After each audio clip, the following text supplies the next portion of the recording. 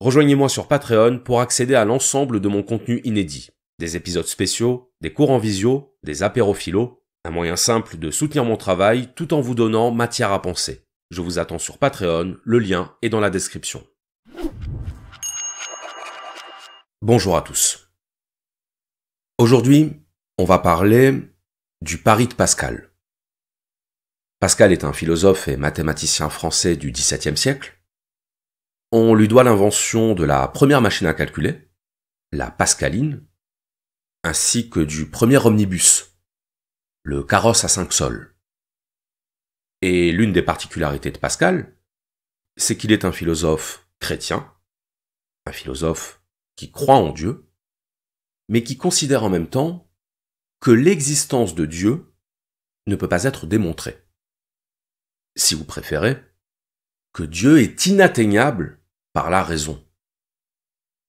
Alors, des philosophes croyants, il y en a eu des tonnes. C'était même l'immense majorité jusqu'au XIXe siècle. Mais un philosophe croyant, qui affirmait qu'on ne pouvait pas démontrer l'existence de Dieu, c'est déjà un peu moins courant. Le contre-exemple étant Descartes. Descartes qui a lui aussi vécu au XVIIe siècle, il est né 27 ans avant Pascal, et qui, dans ses méditations métaphysiques, a exposé un certain nombre d'arguments dans le but de prouver rationnellement l'existence de Dieu. Son argument le plus connu, c'est ce qu'on appelle l'argument ontologique, c'est-à-dire l'idée qu'on pourrait déduire l'existence de Dieu de sa définition. Dieu se définit comme un être parfait, or s'il n'existait pas, il ne serait pas parfait, donc Dieu existe. Cet argument sera réfuté par Emmanuel Kant au siècle suivant. Kant qui montrera que ce qu'a fait Descartes, ce n'est pas prouver l'existence de Dieu. C'est seulement qu'il a placé l'existence de Dieu dans sa définition de Dieu. Si Dieu est un être parfait, il existe, soit. Mais à ce compte-là, un triangle parfait existe, puisqu'il est parfait. L'homme parfait existe, puisqu'il est parfait. Ça tient pas. Sans compter que, pour Kant, Dieu est au-delà de nos facultés d'entendement. On peut penser Dieu, on peut croire en l'existence de Dieu, mais on ne peut pas la démontrer. Dieu est au-delà de la raison, selon Kant. Eh bien ça, c'est déjà ce que disait Pascal au XVIIe siècle. À savoir que pour Pascal, Dieu peut être un objet de foi, mais il ne peut pas être un objet de connaissance. En tout cas, pas au sens de connaissance rationnelle. C'est la distinction que faisait Pascal entre les vérités de raison et les vérités de cœur. Le cœur a ses raisons que la raison ignore, ça voulait dire il y a des choses qui ne se prouvent pas, mais qui s'éprouvent. On peut connaître Dieu par la révélation, par l'expérience intime de la transcendance divine. D'ailleurs, c'est ce qui est arrivé à Pascal, sa fameuse nuit de feu, une nuit au cours de laquelle Pascal a vécu une expérience mystique qu'il a aussitôt retranscrite dans un poème qui s'appelle Le Mémorial, et dont d'ailleurs il n'a jamais parlé à personne.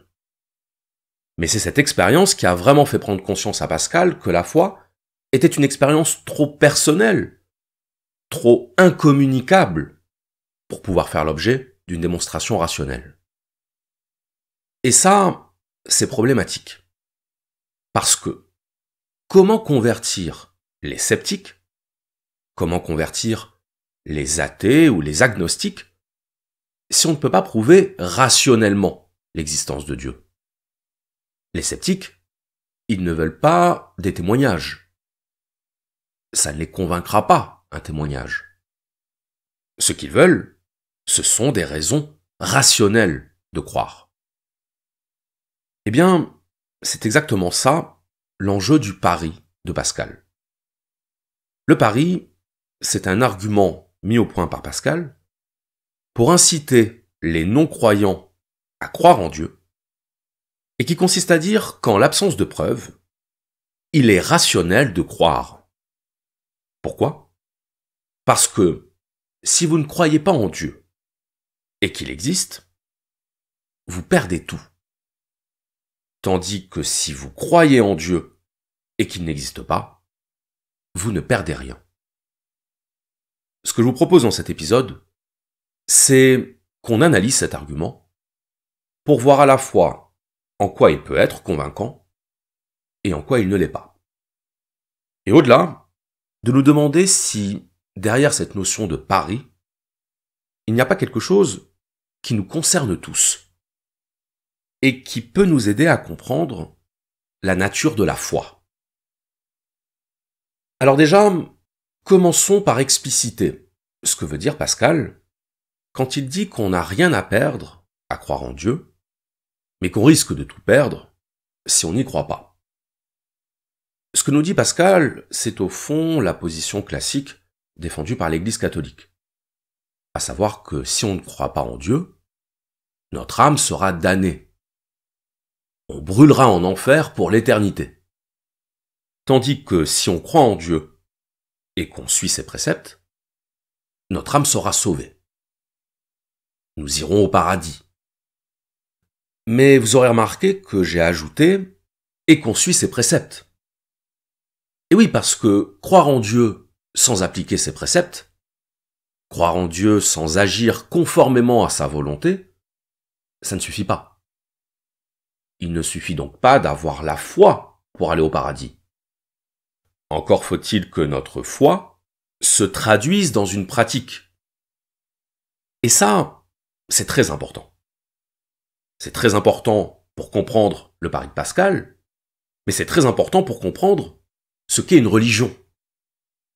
À savoir qu'une religion, et c'est ça qui la différencie d'une spiritualité, une religion, c'est le mariage d'une croyance et d'une pratique. La croyance en l'existence de Dieu et l'action conforme à la volonté de Dieu. Parce qu'après tout, on peut très bien croire en Dieu, mais ne pas avoir de pratique religieuse. On peut très bien penser que Dieu existe, mais se dire que Dieu n'attend rien de nous. Qu'il n'est pas un juge, qu'il n'est pas un examinateur moral, et qu'il laisse les mortels que nous sommes vivre et agir comme ils l'entendent. Et donc ça, évidemment, c'est pas compatible avec la doctrine chrétienne. Doctrine chrétienne qui nous dit que le salut de notre âme passe nécessairement par l'accomplissement de bonnes œuvres. C'est parce qu'on a œuvré pour le bien qu'on va au paradis. Pas juste parce qu'on a cru. Et d'ailleurs, d'un point de vue chrétien, même d'un point de vue religieux en général, croire en Dieu sans obéir aux commandements de Dieu, croire en Dieu sans vouloir accomplir sa volonté, ça n'a pas vraiment de sens. Parce qu'alors, rien ne distingue le croyant de l'impie. De la même façon que si on aime quelqu'un, on n'imagine pas qu'on puisse vouloir lui faire du mal. Un croyant sans piété, un croyant non pratiquant, ce n'est pas un vrai croyant du point de vue religieux. Il finira en enfer, comme tous les mécréants. Au passage, je rappelle que mécréant, ce n'est pas une insulte.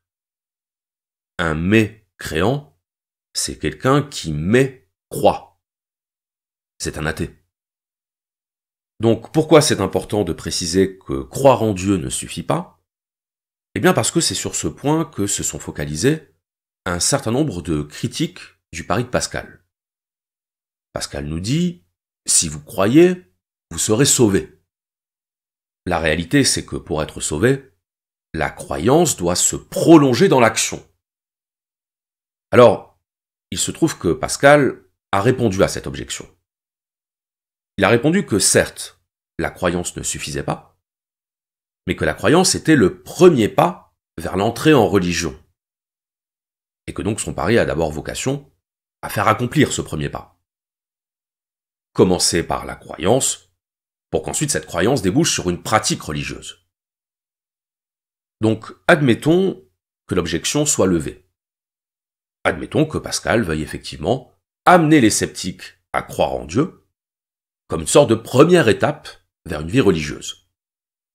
La question est alors de savoir, qu'est-ce que ça veut dire qu'on ne perd rien à croire en Dieu. Parce que si Dieu n'existe pas, et que je passe ma vie à me conformer à des règles pour satisfaire ce Dieu qui n'existe pas, je perds beaucoup. Je perds même énormément. Et donc la critique qui a été faite à Pascal, c'est que si ma croyance m'oblige à avoir un comportement religieux, qu'elle m'oblige à m'acquitter de certaines actions, et qu'elle m'en interdit d'autres, et qu'à l'arrivée Dieu n'existe pas, dire que je ne perds rien, c'est pas vrai. Prenons un exemple. Si je crois en Dieu, et que Dieu me dit, la fornication, c'est mal. Si tu t'adonnes à la fornication, tu iras en enfer. D'accord. Dans ce cas, je vais m'abstenir.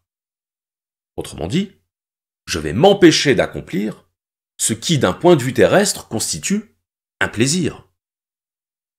Parce que d'un point de vue religieux, ce n'est pas un plaisir. C'est un péché. Donc il y a bien l'idée d'un sacrifice. Un sacrifice en termes de plaisir, un sacrifice en termes de liberté. De liberté au sens de libre satisfaction de mes désirs. Parce que bien sûr, tout dépend de la définition qu'on donne à la liberté. Pour un athée libertin, la fornication, c'est une liberté. Pour un religieux chrétien, c'est une soumission. Une soumission à la tentation, à Satan. Mais au-delà des mots, le fait est que si ma croyance en Dieu m'oblige à faire une croix sur les plaisirs terrestres, je ne peux pas dire que je ne perds rien. D'un point de vue athée, les plaisirs terrestres, c'est même la seule chose que nous ayons.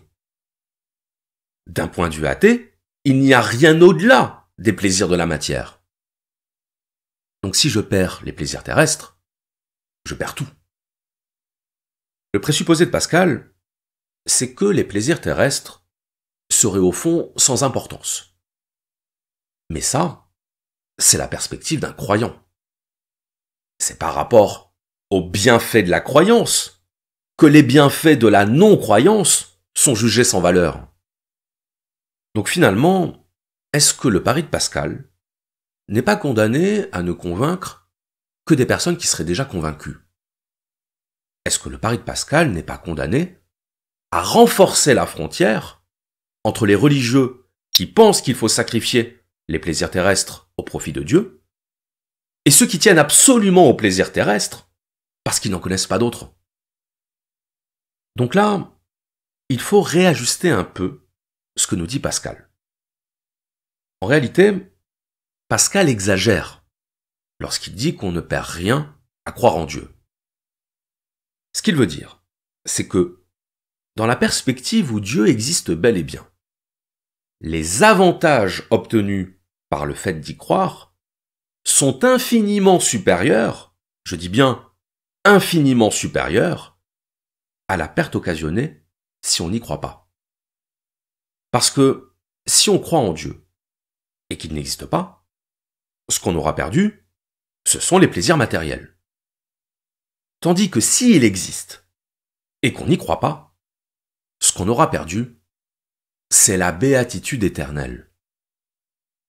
Et inversement, nous dit Pascal, le sacrifice de nos plaisirs matériels n'est rien en comparaison des flammes éternelles de l'enfer.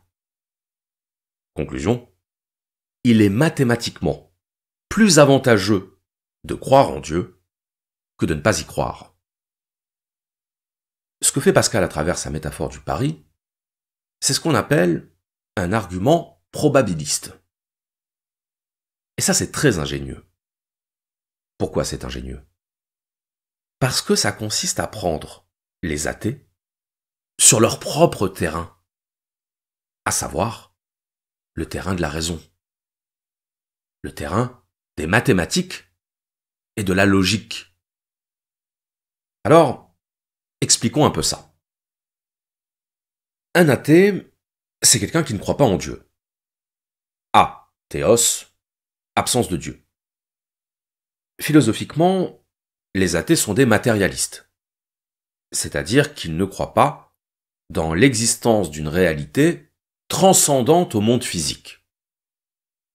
Donc en l'absence d'une preuve matérielle de l'existence de Dieu, il considère qu'il n'y a aucune raison de croire. Mais les athées sont aussi des rationalistes. Rationalistes non pas au sens de Descartes, puisque Descartes était un rationaliste qui pensait qu'on pouvait démontrer rationnellement l'existence de Dieu, mais rationalistes au sens où il rejette la foi et le mysticisme comme principe d'explication du monde. Eh bien, c'est là-dessus que va jouer Pascal. Pascal va s'adresser aux rationalistes avec un argument issu de la logique rationaliste. En l'occurrence, avec un argument mathématique. L'argument des probabilités. Imaginons. Vous jouez à pile ou face. Les mathématiques vous disent que vous avez 50% de chance de tomber sur pile et 50% de chance de tomber sur face. En tant que rationaliste, vous savez donc qu'il n'y a aucune raison de privilégier l'une des issues par rapport à l'autre. Vous pouvez donc vous en remettre entièrement au hasard. Maintenant, imaginez que si c'est pile qui sort, vous gagnez 100 €. Mais que si c'est face qui sort, vous gagnez 1 million d'euros. Qu'est-ce que vous allez choisir? Vous allez choisir face. Sans hésiter. Parce que dans une situation où vous n'avez pas plus de chances que ce soit pile ou que ce soit face, ce qui va faire pencher la balance, c'est ce que vous avez à y gagner.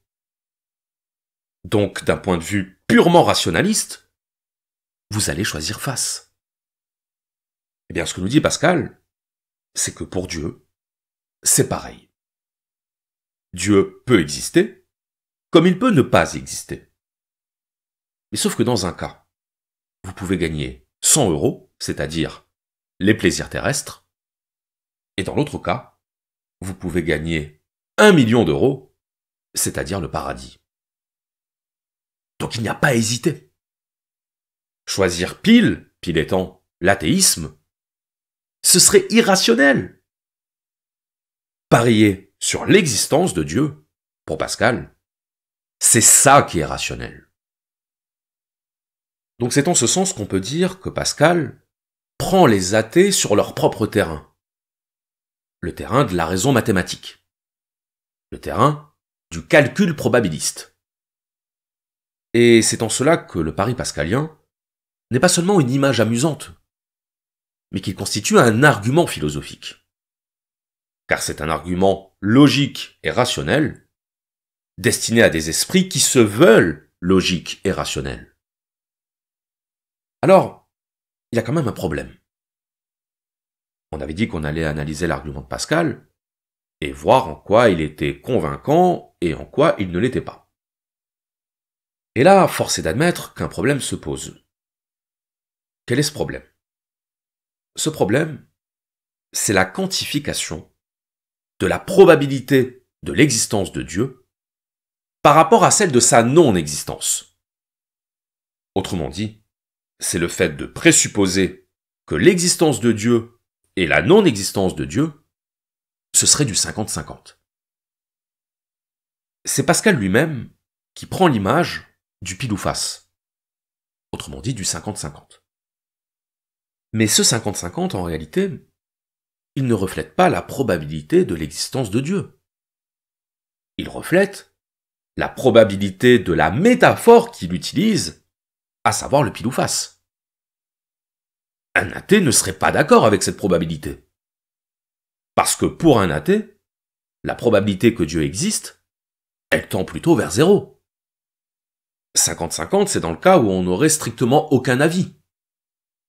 C'est dans le cas où il n'y aurait pas d'éléments qui feraient pencher la bascule d'un côté plutôt que de l'autre. Or, pour un athée, la balance penche clairement. Elle penche clairement du côté de la non-existence. Un athée ne se dit pas qu'il y a 50% de chances que Dieu existe. Il ne le pense pas. Parce qu'il se dit, en l'absence de preuves, Je n'ai aucune raison de croire. Aucune. Pas 50%.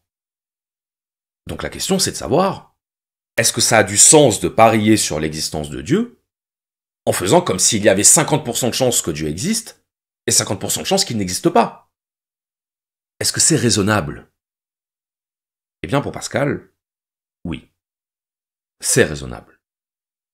C'est raisonnable si on comprend que ce que Pascal quantifie, ce n'est pas la probabilité que Dieu existe, c'est la probabilité de savoir que Dieu existe.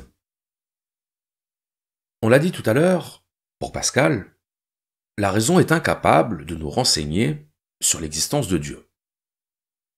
Or, la raison, c'est ce sur quoi nous sommes censés fonder nos jugements. Mais comme Dieu échappe totalement à notre raison, autrement dit, comme notre raison ne nous est d'aucun secours pour savoir si Dieu existe ou pas, ça veut dire que, rationnellement parlant, il n'y a pas plus de raison d'y croire qu'il n'y a de raison de ne pas y croire. Puisque nous n'en savons rien. Tout tient dans ce rien. C'est pas qu'on sait peu, c'est pas qu'on sait partiellement ou imparfaitement, c'est qu'on ne sait pas du tout. Et quand on ne sait pas du tout, et qu'il y a deux possibilités de réponse, chacune de ces possibilités a le même taux de probabilité. C'est très important de comprendre ce point. Dans la vie de tous les jours, si vous pariez sur la réalité d'un événement, ou sur l'existence d'un phénomène, même si vous n'y connaissez pas grand-chose, vous allez essayer de vous raccrocher à des éléments d'information. Vous allez raisonner, vous allez envisager, faire des hypothèses, pour essayer de vous faire une idée. Vous pouvez vous faire une idée dès lors que vous avez un certain nombre d'informations à votre disposition. Ce que nous dit Pascal, c'est que, s'agissant de Dieu, nous n'avons aucune information. Aucune information, parce que notre raison est fondamentalement incapable de penser Dieu. D'où l'idée que l'existence de Dieu ou sa non-existence constituent deux issues qui ont la même probabilité.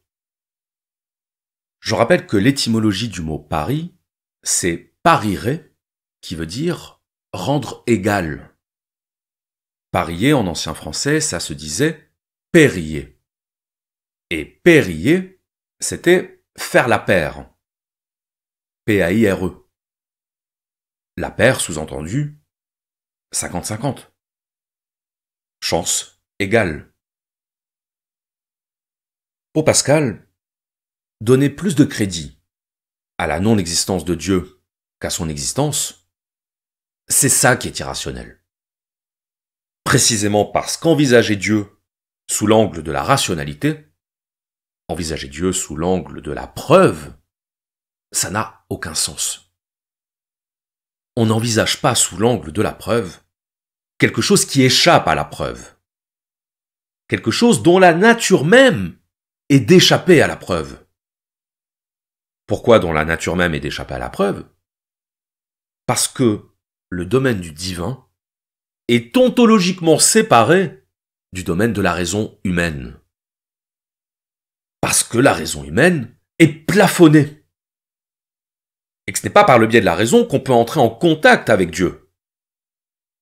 On entre en contact avec Dieu par le cœur, c'est-à-dire par la foi, par une expérience qui transcende toutes les limites de la rationalité. Donc il n'y a rien à faire. La raison est impuissante.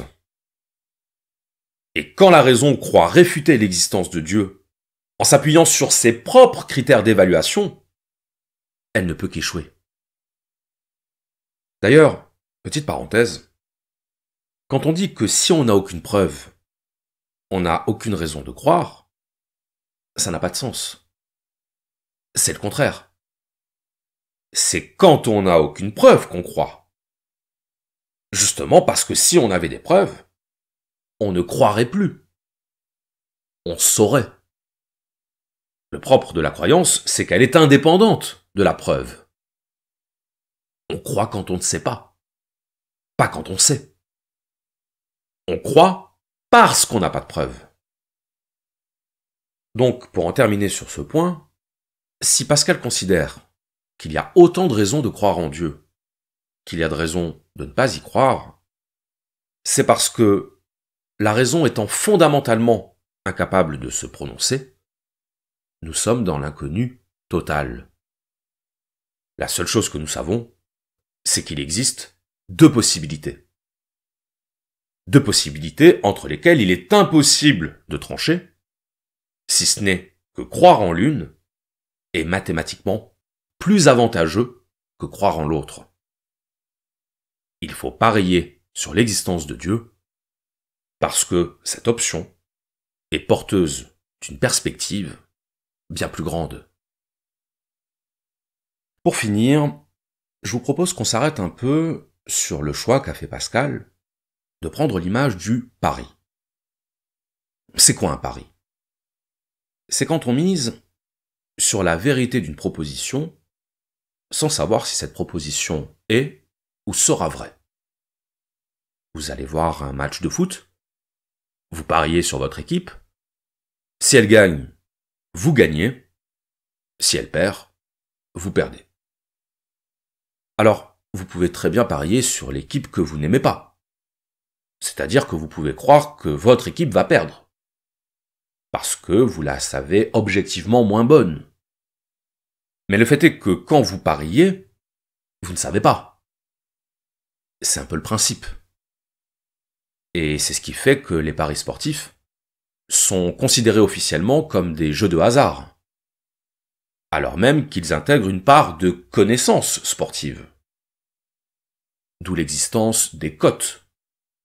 La cote d'une équipe, c'est la probabilité théorique qu'elle gagne ou qu'elle perde.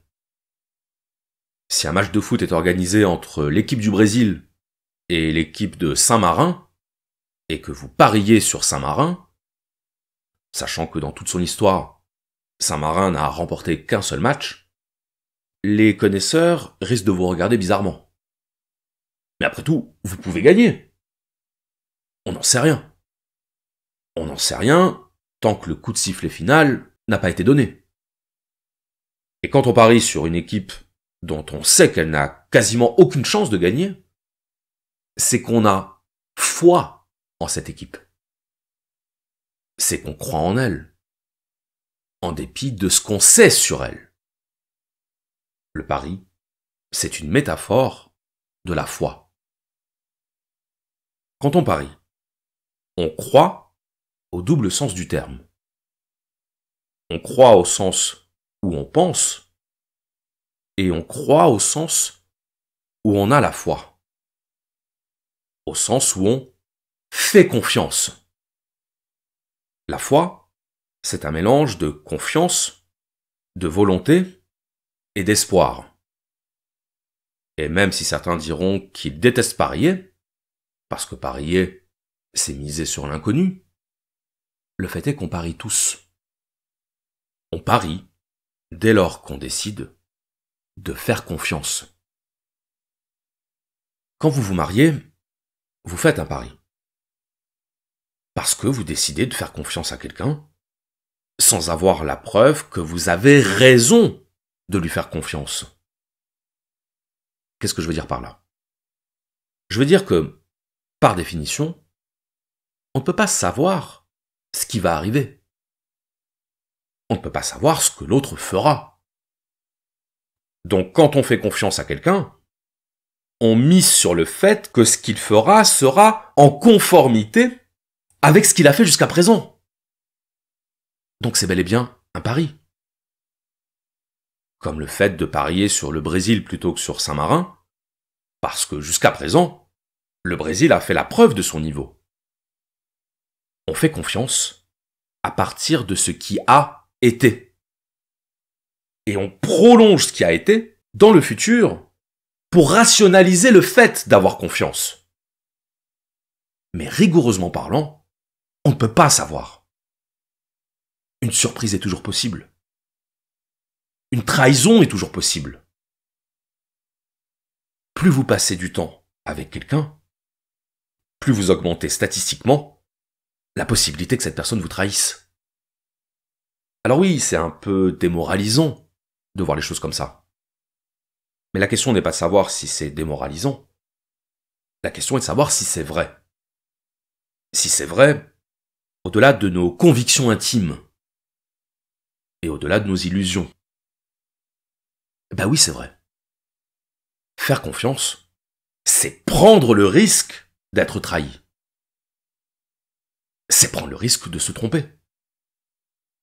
C'est miser sur de l'inconnu. Et pourtant, on le fait tous. Dès lors qu'on fait confiance à quelqu'un, on parie. Et c'est là qu'on en arrive à quelque chose d'intéressant. Confiance et foi ont la même étymologie. Fides en latin, qui a donné fidèle. Le fidèle, c'est celui qui est adepte d'une religion. Et être fidèle, c'est honorer la foi qu'on a placée en nous.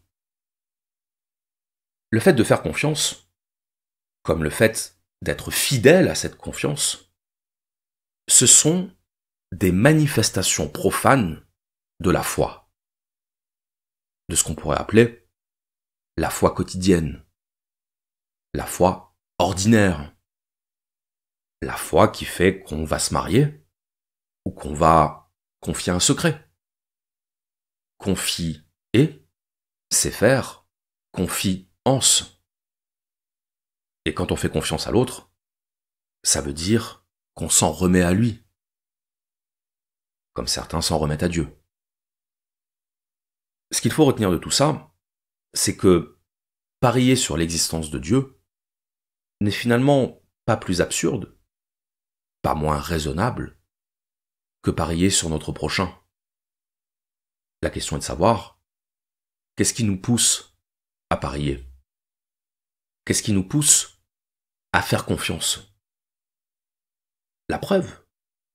Non. Parce qu'il n'y a pas de preuve de l'avenir. Ce qui nous pousse à faire confiance, c'est la foi. Ce mélange de confiance, de volonté et d'espoir. Ce qui nous pousse à faire confiance, c'est le fait de vouloir croire. Et quand on fait confiance, on se retrouve dans la même situation que celle que décrit Pascal. 50-50. Soit notre confiance sera honorée, soit notre confiance sera trahie. Mais une fois qu'on croit, notre croyance n'est plus divisée. Elle est pleine. C'est du 100%. Le calcul s'effondre quand notre choix est fait. Je cite. Examinons donc ce point et disons, Dieu est ou il n'est pas. Mais de quel côté pencherons-nous? La raison n'y peut rien déterminer. Il y a un chaos infini qui nous sépare. Il se joue un jeu à l'extrémité de cette distance infinie où il arrivera croix ou pile. Que gagerez-vous? Par raison, vous ne pouvez faire ni l'un ni l'autre. Par raison, vous ne pouvez défendre nul des deux. Ne blâmez donc pas de fausseté ceux qui ont pris un choix, car vous n'en savez rien. Non, mais je les blâmerai d'avoir fait, non ce choix, mais un choix. Car encore que celui qui prend croix et l'autre soient en pareille faute, ils sont tous deux en faute. Le juste est de ne point parier. Oui, mais il faut parier. Cela n'est pas volontaire. Vous êtes embarqués. Lequel prendrez-vous donc? Voyons. Puisqu'il faut choisir, voyons ce qui vous intéresse le moins. Vous avez deux choses à perdre, le vrai et le bien, et deux choses à engager, votre raison et votre volonté, votre connaissance et votre béatitude. Et votre nature a deux choses à fuir, l'erreur et la misère. Votre raison n'est pas plus blessée, puisqu'il faut nécessairement choisir, en choisissant l'un que l'autre. Voilà un point vidé. Mais votre béatitude. Pesons le gain et la perte en prenant croix que Dieu est. Examinons ces deux cas. Si vous gagnez tout. Si vous perdez, vous ne perdez rien. Gagez donc qu'il est, sans hésiter. Le pari de Pascal se veut une démonstration qu'il y a des situations où il est rationnel de croire, où il est rationnel d'avoir la foi. Car c'est la seule possibilité d'envisager un au-delà. Or, la vie est faite de projections dans l'au-delà. L'au-delà, ce n'est pas seulement le paradis. Ce n'est pas seulement l'autre monde. C'est aussi l'au-delà du présent. Le futur. Le futur qui n'est jamais là. Le futur qui n'est pas encore présent, mais dans lequel pourtant nous plaçons notre foi, dans lequel nous croyons. Nous y croyons comme à quelque chose qui va arriver, et nous y croyons comme à quelque chose qui soutient nos espoirs. Le futur, c'est cet horizon qui ne cesse de reculer à chaque fois que nous faisons un pas dans sa direction. Le futur, c'est l'inatteignable, c'est l'immaîtrisable, c'est l'inconnu. Et c'est parce qu'on ne peut pas le connaître qu'on ne peut que l'espérer, qu'on ne peut que le vouloir et avoir foi en lui. Je vous remercie.